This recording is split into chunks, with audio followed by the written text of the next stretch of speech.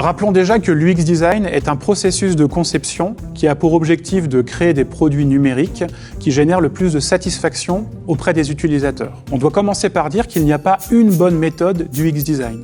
Tout va dépendre du contexte et de l'objectif de l'équipe. Les méthodes et les outils de l'UX Design sont là pour nous aider. En aucun cas, ils doivent être un carcan contraignant et intimidant. L'UX Design n'est pas non plus un processus linéaire. C'est une démarche itérative. Il nous arrivera de revenir en arrière à certaines étapes en fonction des besoins et de l'évolution du projet. Donc n'ayons pas peur d'être souples et de nous adapter. Même s'il n'existe pas une bonne méthode en UX Design avec X étapes, on peut néanmoins schématiser quelques grands jalons essentiels pour être sûr qu'on est dans une conception centrée sur les utilisateurs. La première étape est une phase d'exploration. On va aller constituer une base de connaissances sur notre sujet. On va donc rencontrer nos utilisateurs sur le terrain pour comprendre leurs besoins. On va également mener des benchmarks pour comprendre l'écosystème dans lequel notre service doit s'inscrire.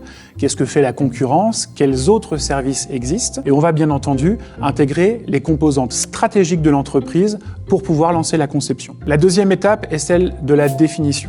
On va préciser le périmètre sur lequel on va intervenir et prioriser les problèmes auxquels nous voulons apporter des solutions. C'est là qu'on va vraiment préciser la valeur qu'on va apporter à l'utilisateur. Puis vient la phase d'idéation. C'est une phase de créativité où on va générer quantité d'idées. Nous allons préciser les solutions que nous souhaitons apporter à nos utilisateurs pour commencer à esquisser la solution concrète qu'on va devoir concevoir. Vient ensuite l'étape essentielle de la conception.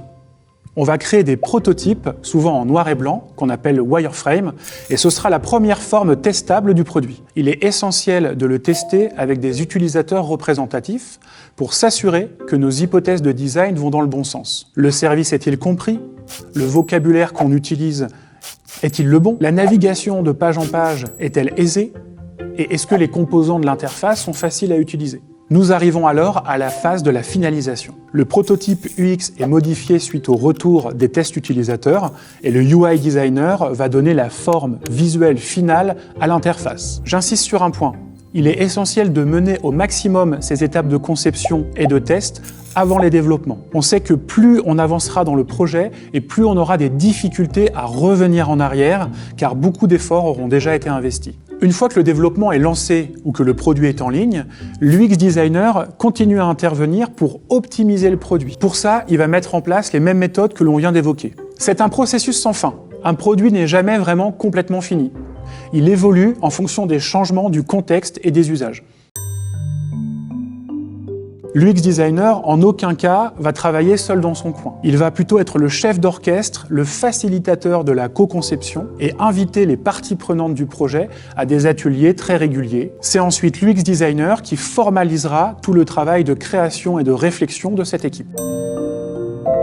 En fonction du contexte du projet, cette démarche d'UX design aura une durée très variable, de quelques jours à plusieurs mois. L'important, ce sera de tester le plus tôt possible des prototypes avec des utilisateurs avant d'avoir investi trop d'argent ou trop de temps dans le produit. Une manière de vivre ce processus en express, c'est le design sprint.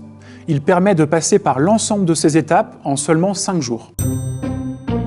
Si on résume, les 6 grandes étapes d'un processus d'UX design sont l'exploration, la définition du périmètre, l'idéation, la conception d'un prototype, les tests avec des utilisateurs et la finalisation. Si vous voulez en apprendre plus sur le sujet, retrouvez nos autres vidéos sur la chaîne du laptop.